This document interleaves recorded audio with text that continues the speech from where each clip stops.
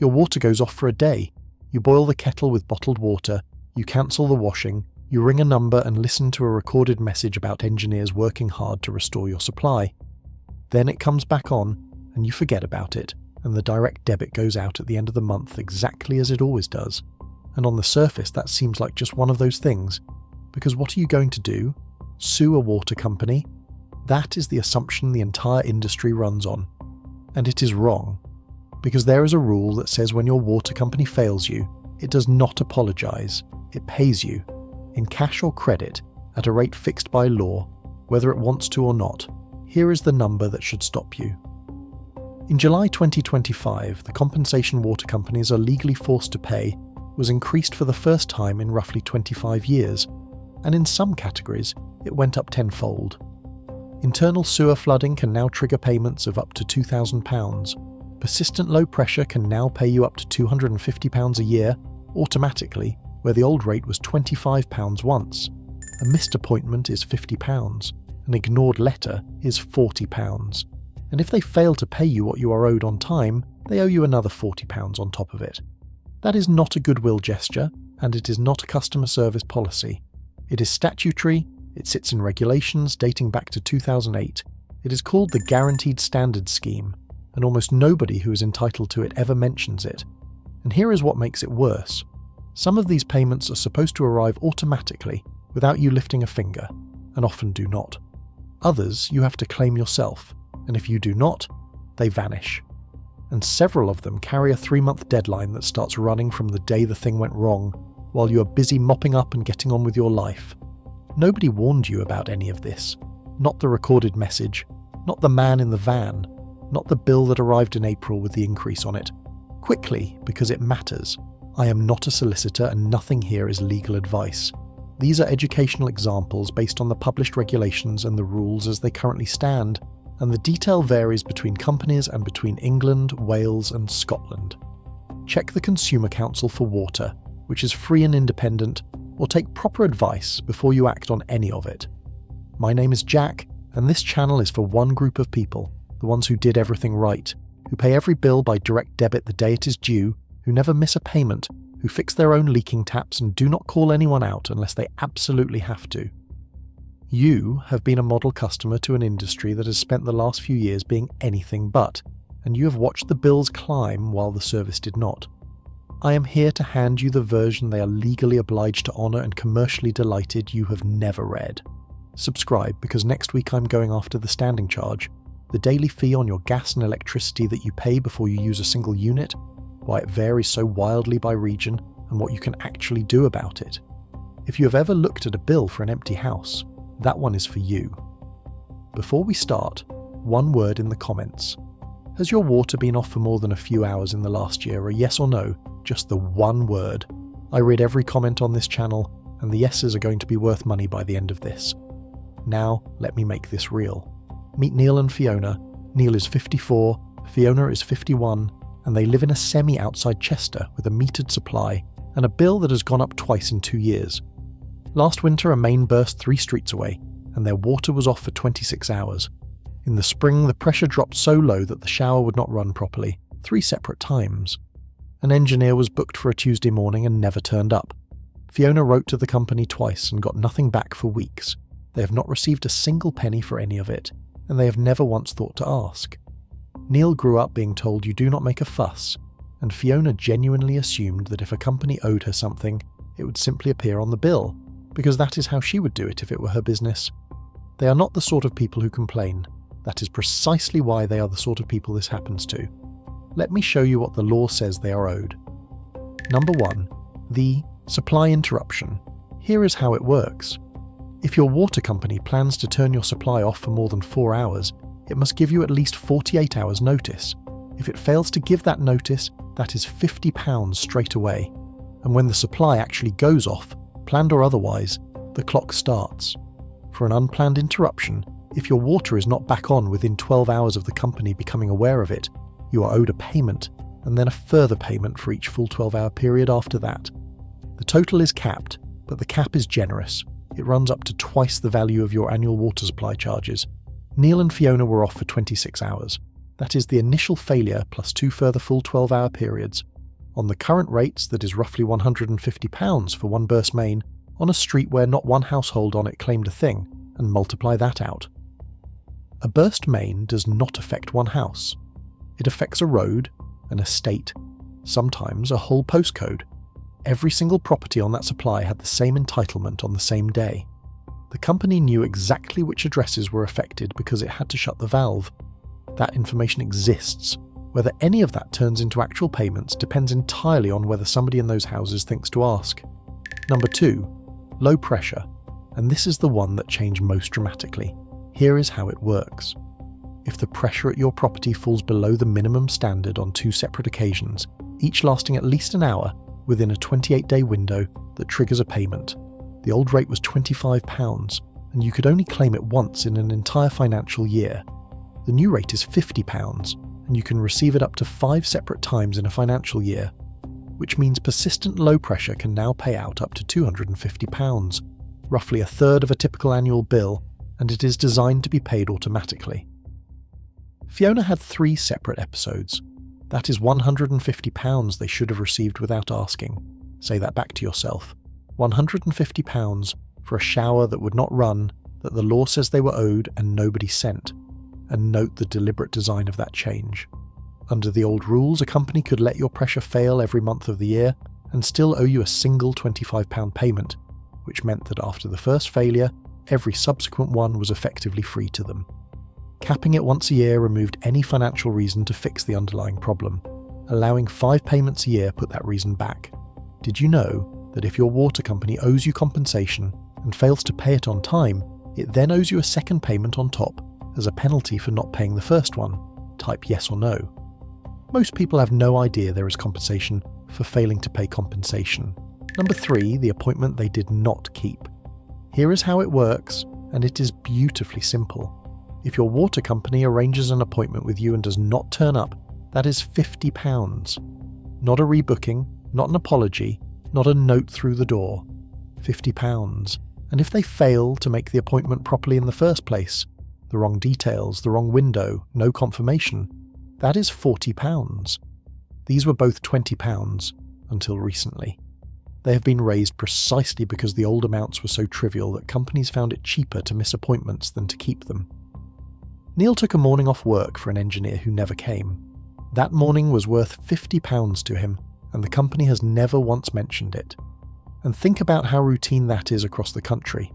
Missed appointments are among the most common complaints in the entire sector, precisely because they are the easiest failure to shrug off. Nobody escalates a wasted morning to a regulator. But every one of those wasted mornings is a fixed statutory payment sitting unclaimed in tens of thousands of households every year. Number 4, the letters they ignored, which is the one almost everybody qualifies for. Here is how it works. If you write to your water company with a complaint, it must give you a substantive written response within 10 working days. If you write with a query about your account, same rule. If you ask to change your payment arrangement and they will not agree, they have 5 working days to tell you so. Miss any of those deadlines, and each failure is a £40 payment. Think about how ordinary that is. This is not a burst main or a flood. This is an email that sat in a queue. Fiona wrote twice and waited weeks. On the face of it, that is 2 separate failures and 2 separate payments for the crime of being ignored by a company she pays every month. And here is the quiet implication of that rule, which is worth understanding properly. It means the act of complaining is itself protected. If you write to them about something and they do not answer you in time, the failure to answer is a separate, compensable failure in its own right, regardless of whether you were right about the original complaint. You do not have to win the argument, you only have to have been ignored. We are 4 in, and look at what one perfectly ordinary household has already accumulated without knowing a thing about it. Roughly £150 for the interruption, £150 for the low pressure, £50 for the missed appointment, £80 for the 2 ignored letters. That is £430 from a single unremarkable year in a house where nothing catastrophic happened at all. To put that in proportion, It is around 2/3 of what an average household now pays for water in an entire year. And we have not yet reached the big one. Number 5. Sewer flooding, the payment that runs to 4 figures. Here is how it works, and it is the most serious category in the scheme. If sewage backs up and floods inside your property, the payment is based on your annual sewerage charge and now runs up to a maximum of £2,000. If it floods your garden or grounds rather than your home, there is a lower but still substantial payment. And there is a mechanism specifically designed to punish companies that do not fix the underlying problem. If you are flooded again within 12 months, both the minimum and the maximum go up with each repeat incident. The more often they let it happen, the more each one costs them. But, and this is critical, sewer flooding is one of the categories where you may need to claim yourself, and the deadline is 3 months from the incident. 3 months and no more, in which time you have been cleaning up raw sewage, arguing with your insurer and trying to get the smell out of the carpets, and nobody has told you a clock is running. And keep the two things separate in your head, because companies sometimes blur them. This statutory payment is not compensation for your damaged property. That is what your home insurance is for, and the scheme explicitly does not affect any other legal rights you have. This is a separate additional payment for the failure itself. Being told your insurer will handle it is not an answer to a claim under this scheme. Number 6. The compensation for failing to pay compensation. Here is how it works. Once a payment becomes due, the company has a fixed window to actually pay it. 10 working days for the straightforward. Failures, longer for the complex operational ones. Miss that window and it owes you a further payment on top of the original. Sit with what that implies. The regulations themselves anticipate that these companies will fail to pay what they legally owe, so often that a specific penalty had to be written in to cover it. That is not a scheme designed around a well-functioning industry. That is a scheme designed around one that has to be pushed, and practically, it means something useful for you. If you claim and they drag their feet, the delay works in your favour rather than theirs. The one thing that does not work in your favour is silence. Now let me show you the part that changes everything, because it is the reason so little of this money ever moves. The scheme splits into 2 halves, and the split is where the money dies. Some payments are meant to be automatic. The company is supposed to identify who was affected and credit them without being asked. Others require you to claim, and the honest position, acknowledged by the regulator itself, is that companies have struggled for years to identify everyone entitled to automatic payments in the first place. So the automatic half often does not arrive, and because most customers assume anything owed would simply appear on the bill, the claimable half never gets claimed either. The gap between those two assumptions is worth an enormous amount of money, and it belongs to households, not shareholders. Think about the incentives for a moment. A payment that is never claimed is indistinguishable, on a balance sheet, from a standard that was never breached. A company that fails badly and pays nobody looks exactly like a company that did not fail at all. On top of which, several categories carry that 3-month deadline, so the money does not sit there waiting for you to notice, it expires. Now to be fair, and this is the part that makes the rest of it usable, there are genuine exclusions and they are not unreasonable. If the failure was caused by severe or exceptional weather, by industrial action, or by the actions of a third party the company could not control, the payment does not apply. Low pressure is sometimes caused by pipe work inside your own boundary, which is your responsibility and not theirs, so it is worth establishing where the problem actually sits before you claim. The exact figures also vary. Several payments are calculated from your own annual charges rather than being flat rates, so your number will not match Neil and Fiona's. Some companies voluntarily pay above the statutory minimum, and the minimum is exactly that, a floor, not a ceiling. And the timing of the uplift has differed between England and Wales, so if you're in Wales, check your own company's current scheme rather than assuming. But within those lines, this is not a request. It is a legal entitlement, and the company cannot pay you less than the law requires. So let me add it up for one household. The supply interruption, about £150. The 3 low pressure episodes, £150. The missed appointment, £50. The 2 ignored letters, £80. And if any of that had been paid late, further penalty payments on top. Call it comfortably over £430 for a year in which nothing dramatic happened. No flood, no contamination, no boil notice. Had sewage come through their door, that single incident could have added up to £2,000 more. Neil and Fiona have paid every bill on time for 19 years. They have never complained to a regulator, never missed a payment, never asked for anything, and they were owed money the entire time. Now do the same exercise on your own last 12 months, honestly, and see what you come up with. Here is the uncomfortable truth underneath all of it. The system is not broken. It is working exactly as designed. Consider what has actually happened here. The compensation rate sat frozen for a quarter of a century while bills climbed, until the amounts became so small that failing customers was simply cheaper than serving them. The government's own consultation found around 84% of water customers backed increasing them. The average household bill in England and Wales is now around £639 a year, after a rise of roughly 27% in a single year, and another increase on top of that. And the regulator that oversaw all of it is itself being abolished and replaced, following an independent review, with the government's white paper setting out a new single regulator. When the referee is being replaced, that tells you something about how the match was going. But notice what none of that changes. Not one person inside that industry has a job that depends on making sure you're paid what you are owed.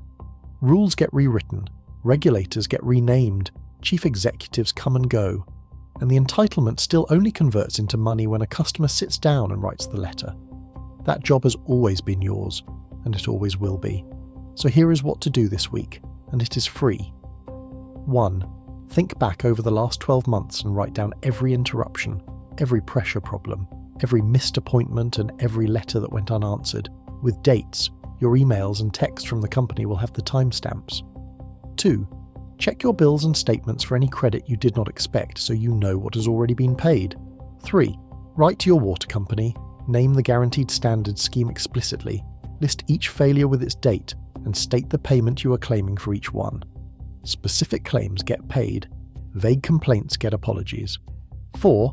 If it is sewer flooding or low pressure, move now because of the 3-month window. 5. If they refuse or ignore you, escalate free to the Consumer Council for Water, which is independent and costs nothing. And beyond that, a disputed GSS payment can be referred to the regulator for a binding decision. 6. Never pay anyone a percentage to do this for you. The letter takes 15 minutes. I've put a free template and the full list of triggers in the description, so you can work through your own year in order instead of guessing at it. And one last thing that does not sit on a spreadsheet. 26 hours without water is not an inconvenience on a chart. It is an elderly neighbour who cannot flush a toilet. It is a whole family boiling pans for a bath. It is Fiona standing under a shower that will not run before a shift she cannot be late for. The payments in this video do not really compensate for any of that, and they are not meant to. What they are meant to do is make failing you expensive enough that a company thinks twice, which only works if people actually claim. Every unclaimed payment is a message to that industry that letting you down is free. Every claimed one is a message that it is not. That is the whole mechanism, and it only ever runs on people bothering. So, which of the 6 surprised you most? Drop the number below. 1 for supply interruptions, 2 for low pressure, 3 for missed appointments, 4 for ignored letters, 5 for sewer flooding, 6 for the penalty on unpaid compensation. Whichever gets the most comments becomes next week's deep dive. Hit like, subscribe if you have not already, and then send this to one person you know who had their water off this year and simply shrugged it off. There is a fair chance they are owed money right now, sitting there unclaimed with a deadline attached. They were simply never told the rule existed, which is exactly how it has stayed so quiet for so long.